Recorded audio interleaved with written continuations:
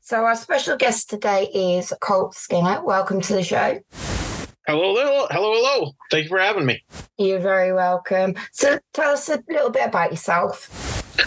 I'm a Canadian author. I've been writing for, honestly, most of my life. I think I was writing stories when I was about 6 or 7. I've sort of been in some bands when I was younger, punk rock bands and rock and roll bands, things like that. Yeah. And I do, in my professional career, I do like security, but pretty high end stuff. I do like violence risk assessment and private investigation, things like that. And so writing sort of like this outlet for me to kind of allow my creative juices to flow. And, I'm a spooky kind of guy. So that's why I like writing the horror stuff. So what was the first story that you ever wrote when you were 6 or 7? I remember writing a Christmas play. I mean, I know I'd been writing stuff before this, but I remember writing a Christmas play for my grade 4 class. This Hartley was grade 4.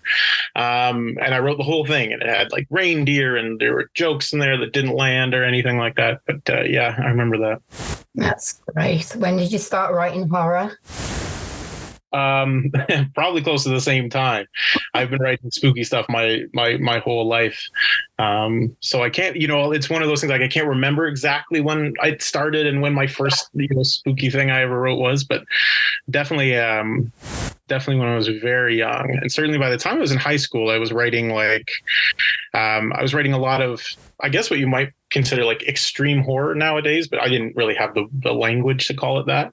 Yeah. But it was stuff like the lead ups to murders and things like that, and sort of that sort of stuff. And how did the people around you take that? I'm very fortunately come from a very artistic family, so I think there was a lot of understanding of it. So that was very helpful. But of course, people consider you the haunted kid and that sort of stuff. And the folks around you always, raise an eyebrow, that sort of thing. But I think like my immediate family sort of saw it as like good fun. And they're like, as long as, that's where the outlet is, That's better than the other ways it could be manifesting. So I think they were okay with that. That's good. So tell us about the books. Without giving away any spoilers, of course. Yeah, fair enough. So the novel just came out a couple of weeks ago. It's called The Goddamn Dead. It's about a pair of outlaw bikers who get set up for a crime that they didn't commit. And they end up on the run from the law, on the run from their own motorcycle club. And because of some turn of events, the motorcycle club they're involved in, which is called the Dead Mariachis Motorcycle Club, they have a rival motorcycle club that's become infested with vampires. Yeah. And that rival motorcycle club is also trying to get these two guys at the same time. So then they end up having to fight the law, their own motorcycle club, the rival motorcycle club, which is filled with vampires, hordes of zombies, because why not? And at the head of it all is a really badass witch who's trying to seek revenge on them, but I won't give away why. She just wants revenge. Sounds intriguing. Yeah, it was a lot of fun to write. I had been reading The Night Silver River Run Red by Christina Morgan. And I just had this epiphany from reading it. And I was like, we should just write like something fun. I'd been writing a lot of like serious stuff up until then. And so I just tried to write something that was really fun. I mean, I think there's a lot of heart in it as well. There's a lot of stuff about like fatherhood and masculinity, and some stuff about like Indigenous folks and what was going on over here and in Canada and stuff. But yeah, it's really just a fun ride, and it's I think an enjoyable read. Something I would have liked to read. Fantastic. So, what inspired you to write in the horror genre?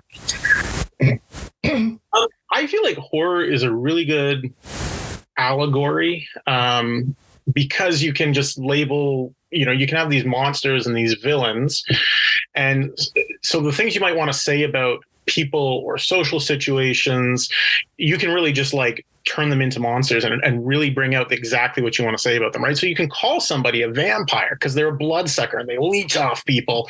Yeah. And so it's a really good like metaphor for that. And so I think you can and because the emotions run so high, it's really easy to sort of put people in these very extreme situations and really test your characters and how are they going to react and what kind of people are they really when they get put under duress. So I think that's what I like about horror. And I just also like the aesthetic of it. I'm pretty, I guess for lack of a better word, gothic kind of fella. So, I really like I like crispy leaves and, dark stormy nights and all that kind of good stuff. Fantastic. So how do you come up with your dark and eerie settings in your stories? In this novel, and actually I would say, I guess most of my writing, I draw from like real world experiences. So where I grew up in rural Ontario on a goat farm, not far out of sort of like in between Ottawa and Kingston. Yeah. So sort of like northern-ish in Ontario. And so there was a lot of like broken down farmhouses and cold weather, and dark nights and howling winds and stuff like that. There's a part in the book where I talk about there being mummified spiders in the basement. And in the farm where I grew up, we had this basement that was basically just been dug out of the earth, and they poured concrete on it and some cinder block walls.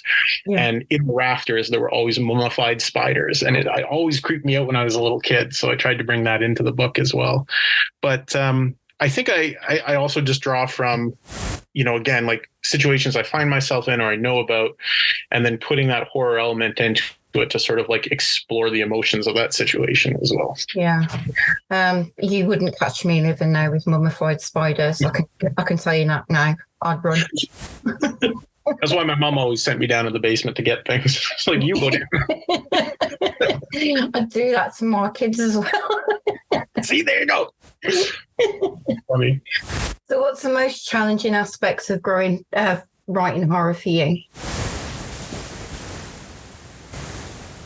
I mean, there's the technical aspect of it, of I want to be as perfect as possible. So I edit as I write, and I'm constantly going back over it and stuff. And so I've had to, in some ways, kind of train myself to, at some point, you just have to let it go. So I'm trying to do that. Yeah. But I also think that one of the hardest things this is true, I think, for any artist and any art style, is when you start to like dig deep into themes and stories, and especially in horror, when you really start to challenge what are the things that make you afraid, that can be pretty emotional for you as a writer as well. So I wrote a story for the Season of the Witch anthology, which Crimson Pinnacle Press put out, which is now From the Ashes Press, called A Room of Emerald and Clear Skies. And it's about childhood sexual abuse. Yeah. And I've encountered a fair amount of that in my life, as well as from the people that I know personally and whatnot. And so that was really hard to write, because you're dealing with something that is personal for you. I've dealt with it in my professional career as well, helping folks, managing some of that stuff. And so, that was just digging really deep to get into that. And why is that so horrifying? And what is it about it that is so damaging to people? Yeah. And so I think like when you start digging into themes like that, it can be really challenging to yourself, and just because it's upsetting to explore that. It can be, can't it? Especially when you're dealing with it on a daily basis and helping people through it. Yeah, exactly. And so do you have any unique rituals or processes when you write? I've got 2 little kids, so right now I don't get the chance to have a lot of ritual, I don't think, because I sort of write whenever I can. I write when, I write late at night after everybody's finally gone to bed. I write in the morning if I can, or at my lunches and stuff like that. Fortunately, at the moment, since the pandemic, I've been doing a hybrid work from home and sometimes in at the office. So if I'm working from home, I can take a little bit of an extra long lunch, and I'll get like an hour and a half in or something like that of peace and quiet. I guess maybe I kind of try to give myself a few moments to disconnect from whatever it was that I was doing, literally like zone out. And I was I feel like this is a little silly, but I'm going to tell it anyways. I was in theater when I was younger. And so in the same way that you would I would sort of get into character back then. I feel like I get into character when I'm about to write. So usually when I'm doing a writing session, I'll only focus on like one character's perspective, whether that's in the short story or in a chapter, something like that. Yeah. And so I'll kind of like try to get in the headspace of that character. So like when I was writing The Goddamn Dead, I would sort of like become Hellbilly, who's one of the characters. I would become Hellbilly just before I would write, and I'd sort of like mimic his mannerisms maybe, and I'd get in the headspace of just like being him. Same thing when I was being Death Mask. There's another one of the characters, that sort of thing. That sounds good. I mean, obviously, doing that would give you a good perspective on how that character's behaving on a certain day in your book. Yeah, I think so. Okay, so what authors have influenced your work the most? Ooh. Christine Morgan, for one, for sure. Carver Pike is like a huge, massive Carver Pike fan. Daniel Volpe. I like RJ Benetti right now an awful lot. He's very different style than mine, but he's so absurd in what he writes. Yeah. I kind of like that because I just like having like this really out there perspective. I really like Devlin House from Ruth Ann Jaggi and Natasha Sinclair. The writing in that was incredibly gorgeous. Yeah. And I like the witch that's in it, or the witches that are in it. That's fantastic. And then, of course, I'd probably say like my biggest influence is Stephen King, to be a little bit of a basic bitch myself right now. But, it's true. I mean, I've read more Stephen King than I've read anything else. And the Dark Tower series in particular, when I was sort of 15, 16, 17 and really formative, I read that with a passion, several times. And so I think that formed a lot of like the way I look at writing and the way I look at telling stories. So what's your opinion on the TV version of Dark Towers? Well, okay, so the movie that was out a little while ago with Idris Elba, so if I take myself out of the Dark Tower universe, I just kind of liked it as a movie. It was fun and it was neat, but the problem is that there was so much Dark Tower stuff in it that they didn't explain, that I think if you were a moviegoer seeing it for the first time, you would have been like, what the heck? Like, where are these people with bird heads on themselves and like stuff like that? So I think that's the miss the mark. I'm really excited because Flanagan, the guy that did Midnight Mass, which I loved, he's in theory, I guess, going to be doing the Dark Tower. And I think he could do some really good stuff because he's like the Haunting of Hill House as well and all that kind of good stuff. So I'm excited to see what he does with that. But I've also been really... Oh, sorry, go ahead. No, I was just going to say there has been mixed opinions on Dark Towers from the book to the film. I think it's a really hard series to adapt into TV. And it's also not quite like, with something like Harry Potter, it had the fan base to make like 7 big budget movies with, right? And I don't think Dark Tower quite has that same fan base. Yeah, I agree. So are there any memorable reactions from your readers that stand out to you? I feel like I get fairly good reaction most of the time, which has been very positive for me. I get a lot of the book that's been out so far. I asked a few authors that I really like if they would be willing to blurb the book, and a number of them said yes, and some of them provided like some really incredible blurbs, which made me feel quite emotional. They were really amazing. And then even just, some of the people that have done reviews so far, again, people seem to like it, which is it's a weird thing to put something of yourself out there and have people responding positively to it is pretty amazing and pretty overwhelming. Yeah, it's personally, I think it's terrifying every time I see a new review go up. Sort of like hover over the reviews, clicking it just to see what it's going to be. So yeah. It's hard, and I'm bracing myself because I know that won't always be positive, right? So I'm trying to brace myself and keep in mind that at some point there will be negative reviews, and that's okay because it's can be constructive criticism, and if it's just people saying, "Hey, F you suck," that's fine too. Like, whatever. There's things I don't like out there. Yeah, there's not much you can read into that review, though, is there? No, yeah, exactly. So, have you got any upcoming projects that you're excited about? I do. Next year, I've got another novel coming out with D&T, who published The Goddamn Dead. It's called Red Laces, and it's about Nazi punk rockers, and they're going to get their comeuppance because Nazi punks can fuck off. So it's a book about a group of Nazi punk rockers, and they commit a hate crime, and then they end up paying for it in the end. But it's a fun little novella. Again, it's a little intense. It's more on the extremer side. And then, of course, I've got some other stuff coming down the pipeline in the world of the Dead Mariachis Motorcycle Club. So this is the goddamn dead is not the last and final word from them either. Let's say you're planning a sequel. Maybe. Maybe something along those lines. Maybe telling a story from an earlier time as well. Good. Dun, dun. The drum rolls. So what advice would you give to aspiring horror writers? Oh, dive into the community. Dive in with both feet. The indie horror community, the horror writing community, it's incredible. It's so supportive. There's so many people out there that just want to talk about books, and they want to talk about cool stories, and they want you to be successful. I feel very genuinely that they want you to be successful.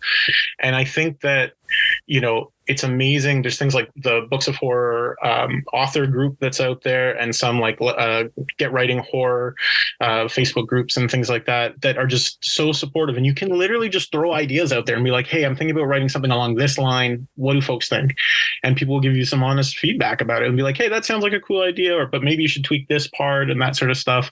And I mean, yes, you will always encounter some jerk. I mean, I think that is completely inevitable. But for the most part, I think people really want to help you, and they really want to see people,